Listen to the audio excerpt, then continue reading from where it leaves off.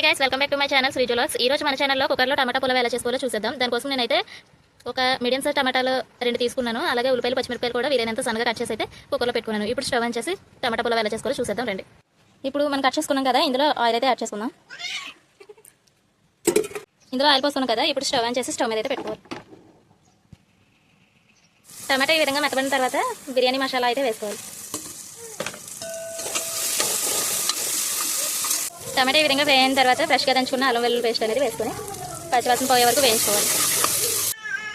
ఉప్పు, కారం, పసుపు అనేవి కూడా యాడ్ చేసుకోవాలి. టమాటా ఈ విధంగా ఫ్రై అయిన తర్వాత ఇందులోకి టేస్ట్కి సరిపడా ఉప్పు వేసుకోవాలి. అలాగే కొంచెం అంత పసుపు, కారం కూడా యాడ్ చేసుకోవాలి.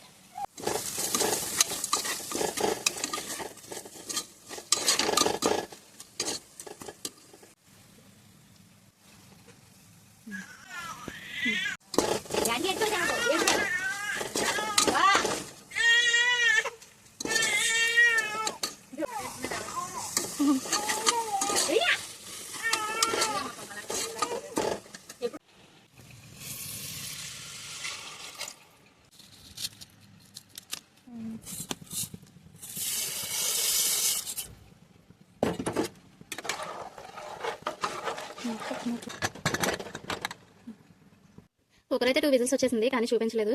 ఇప్పుడైతే ప్రెజర్ మొత్తం పోయింది. ఇప్పుడు దించుకొని ఎలా వచ్చింది.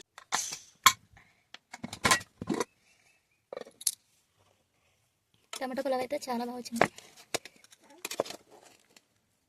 ఎప్పుడైనా బిర్యానీ తినాలనే క్రేవింగ్స్ వచ్చినప్పుడు ఎలా వండుకొని తింటే సాటిస్ఫైయింగ్గా ఉంటుంది. టేస్ట్ చూసి ఎలా ఉందో చూపిస్తాం.